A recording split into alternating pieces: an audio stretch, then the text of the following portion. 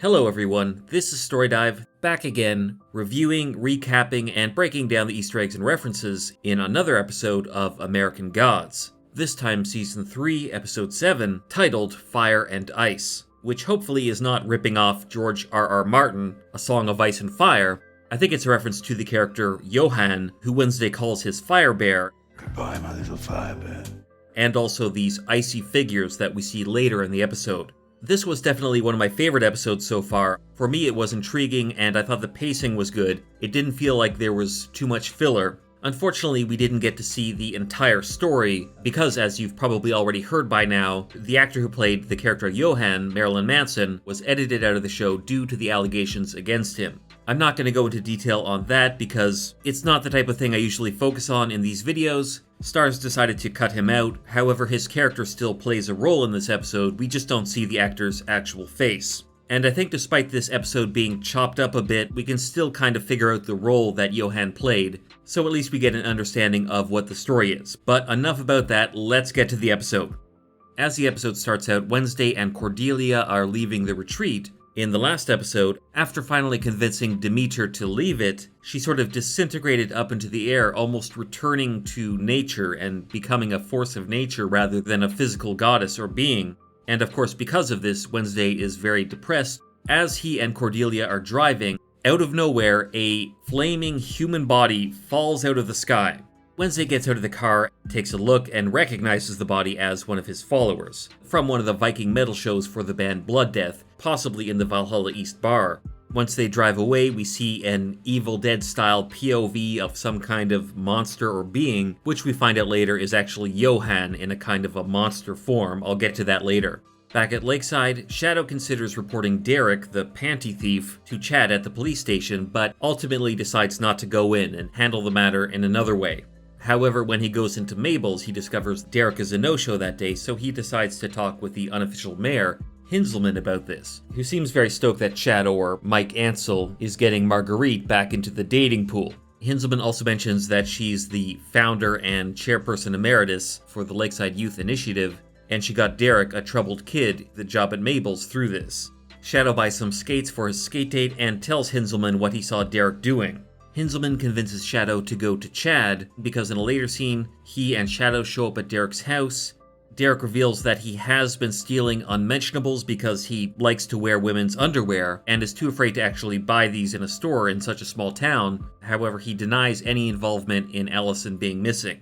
At the end of the scene, Shadow says that Chad is willing to cut Derek a deal, but we don't quite find out what this is. In the last episode, Mr. World, in his Danny Trejo form, or as everybody was calling him in the comments, Señor Mundo, tracked Laura and Salim down and said that he's willing to work with them. So in this episode, we see them at Mr. World's conference room. Mr. World says he's willing to help Laura, and Salim questions this, to which Meme says he should wait out in the lobby, and Salim says, "I'm through waiting in lobbies." Of course, in Season 1 of American Gods, this was Salim's introduction, waiting in a lobby to sell his wares. Then Dr. Fap explains that if Laura kills Wednesday, it will appear neutral to the other gods, thus preventing a war. And he even gives Salim a little wink, because of course in the previous episode he was on TV talking to Salim and asking him to call Dr. Fap. While all this is going on, there's a video screen image of an ant in the background which appears to have some sort of magical or high-tech cyber ability that makes the ant manifest in the conference room. Salim says he needs to talk to his client, Laura. Of course, he's not her lawyer, but he explains that in his home country, Oman, he was a great salesman, and he's figured out that to the gods, a verbal contract is binding. Which seems to be true. They do treat verbal agreements almost like magical spells. I think maybe they can get out of a contract if they play with the language somewhat, but for the most part, a verbal agreement is binding. Salim is able to use the language of the agreement to protect himself, Laura, and Shadow Moon is added to the deal as well. However, Mr. World says if they fail to uphold their part of the bargain, I'm assuming meaning if they fail to kill Wednesday, they will all die. Dr. Fap says they will get instructions on how to acquire the spear and also gives them money for their expenses. While all this is going on, there's a video playing of a seal grabbing and killing a baby penguin, which might be a kind of metaphor for Mr. World playing with his prey here.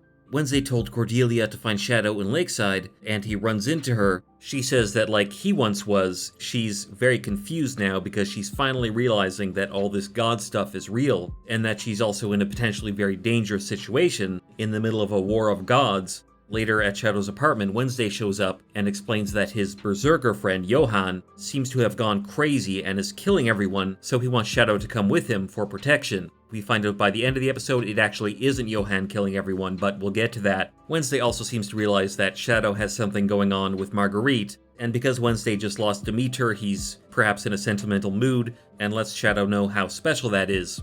Cordelia seemed like she was potentially going to stay there and leave Wednesday, but when Wednesday offers, she goes off with him to deal with the Johan situation. At the Ibis and Jaquel funeral parlor, Ibis is writing in his big book of history or life or whatever it is, basically recording everything the gods do. There is a bird skull next to Ibis, which isn't an ibis skull, but it could be the skull of a falcon, vulture, or even phoenix, all sacred Egyptian birds. Ibis records what has happened to Bilquis recently, stating that she took on the avatar of Sheba, the goddess of love, because that's what her worshippers wanted from her. The word avatar is actually an Indian word meaning the earthly incarnation of a Hindu deity, so he seems to be saying that Bilquis is just one avatar of a separate goddess. Quo vadis, he says in Latin, where will you go? And as he's recording this, we cut to Bilquis in her apartment, using a traditional form of Yoruba divination that makes use of cowrie shells. I'm actually not sure what these other ingredients are, but they're likely all ingredients used in traditional Yoruba divination spells. After casting this spell, the Orishas seem to give her a vision related to Shadow's origin, and based on this vision, she now knows where she needs to go, which seems to be a cultural center that turns out to be in Chicago. So she arrives at the cultural center, which has the address 1619. This is the date that the first slave ship arrived in America, and going inside the cultural center, there are even images of slave ships arriving, as well as what appear to be Orishas. So I'm assuming this is like a cultural center or celebration that focuses on the history of West Africans, or Yoruba specifically, in America. As Bilquis enters the center, two kids run by her with a red and yellow balloon, two colors which she and Oshun will prominently display later. Bilquis sees the woman that the vision told her to find, which is this woman, Eugenia. There is a Saint Eugenia, who is a Roman Catholic martyr and saint, but I'm not sure this woman has any connection to her. As it turns out, this woman was Shadow's mother's midwife, and was there during Shadow's birth. Eugenia is a little bit stubborn and doesn't want to talk to Bilquis because she thinks Bilquis is from the church. First, give me back my plate! Then Bilquis turns around and realizes that Oshun, Yemoja, and Aye are all there dancing at the center, so she decides to dance with them to sort of show Eugenia who she is. The Orishas do a sort of a traditional Yoruba dance, I think. I don't actually know what any of those dances would look like. All three of these Orishas and Bilquis are donning these very bright, vibrant colors, which all have different meanings in the Yoruba culture. I think these are all the traditional colors associated with these Orishas. But in the case of Bilquis, she dons a red dress, which according to one source I read, represents vitality, courage, and self-confidence. While they're dancing, Eugenia finally recognizes who Bilquis is, and is more willing to talk to her. She tells Bilquis about Shadow's birth, saying Mother Yemoja guided her hand, and she seems to say that she is responsible for separating Wednesday from Shadow and his mother. She says that because Wednesday is bound to these shores, he was angry and would have destroyed Shadow. However, Bilquis needs to find the other half, meaning Shadow is one half and there is another half needed to lead the people. I'm not exactly sure what she means by this, but I have a few theories. It is interesting that earlier the Midnight Star said that Shadow was always half in light, half in shadow. Which, based on what Eugenia says here, seems to mean that Shadow is possibly one of two siblings. One is Shadow and the other is Light. Potentially they are even both Shadow, just two different aspects of him, I'm not sure. But regardless, Bilquis needs to unify these two halves, the Shadow and the Light, in order for, as Eugenia says, the people to come together, the we. And it also seems Bilquis's true origin is entangled with Shadow's. So I'm not sure exactly what this is, but I would love to hear your theories in the comments below. Is it possible Cordelia is Shadow's other half? As I've said before, there is a possibility that Shadow is connected to the Norse god of light, Baldur, and also the Norse god of light has a brother who is the Norse god of darkness, Hodur. but it also seems Shadow has some connection to the Orishas and Yoruba culture, so potentially his mother is also an Orisha. I guess we will have to find out in the coming episodes because this subplot is not in the books at all, so I'll be interested to see where this goes. While Eugenia is talking to Bilquis, this painting kind of animates and looks at her, and she tells this figure to go harvest your soul somewhere else. Iku, the Yoruba word for death, seems to be how Eugenia is addressing him, but she's not going with him yet, so he turns back into the painting. While Shadow is on his skate date with Marguerite, he first notices a shadow overhead which seems to be the Thunderbird, then he falls on the ice and looking through it, sees the Hindu god of new beginnings, Ganesha. Ganesha has the head of an elephant as you can see and appears to be made out of gold, much like statues of Ganesha that you'll often see. Ganesha then releases a gold coin with his image on it, and this makes its way over to the clunker, which is the car they put on the frozen lake and make bets on when it'll fall through the ice. Those who have read the book will have a pretty good idea of why the coin does this, but Shadow remains pretty clueless as to what just went on. Ganesha is also thought of as a remover of obstacles, so perhaps that's what's going on here. On his way to find Johan, Wednesday goes to Dunker's butcher shop. Dunker is a Norwegian troll who actually appears in some traditional folklore. Dunker is named after the Dunkira mountain in Norway where he supposedly captured a maiden, and luckily he doesn't do that with Cordelia. However, he does force Wednesday to answer a riddle, a very troll thing to do before he can go upstairs. Upstairs, Wednesday finds Johan's room, a charming little place with all the carcasses of animals or people that he's been consuming, but Johan is not there. Before Wednesday leaves, Dunker tells him that he went to visit a dentist, of course referring to Dr. Tyrell, Tyr, who we see later. At Dr. Tyrell's office, he returns to find Johan in this monstrous form. I think they left this in because we really don't see Marilyn Manson's face. Although we know that Johan was a Viking berserker, in this scene he is in this undead monster form, which I think makes him a DRAUGR, or a sort of undead zombie creature of Norse mythology.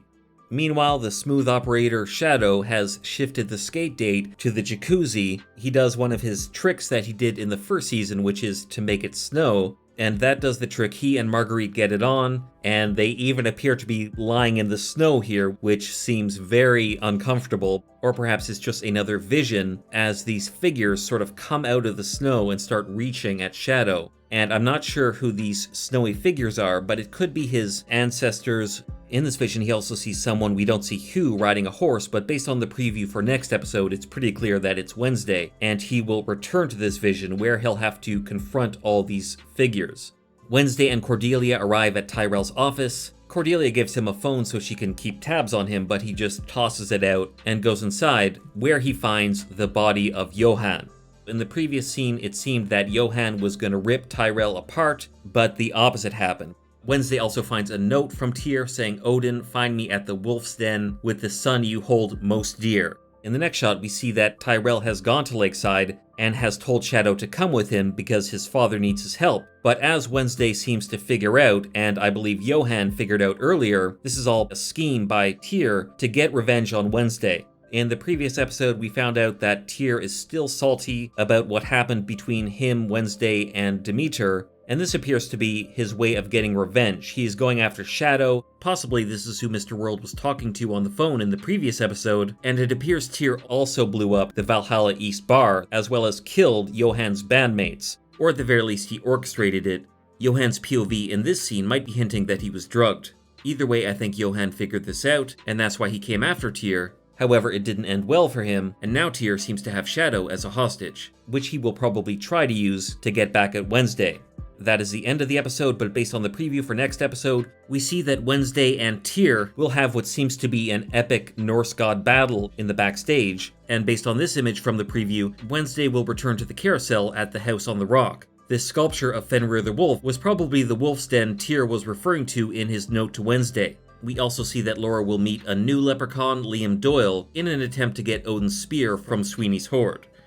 As always, I would love to know your thoughts in the comments below. What did you think of this episode? To me, it was more intriguing than some of the previous episodes, but I would love to hear your opinion. Also, if you noticed a detail or Easter egg that I missed, please mention that in the comments below. If you enjoyed this video, give it a like, subscribe to the channel, and hit the notification bell so you don't miss my next review of American Gods. Check out my American Gods playlist, as well as some other videos you might like, linked on the screen, and thanks for watching. Until the next episode of American Gods next week, until next time.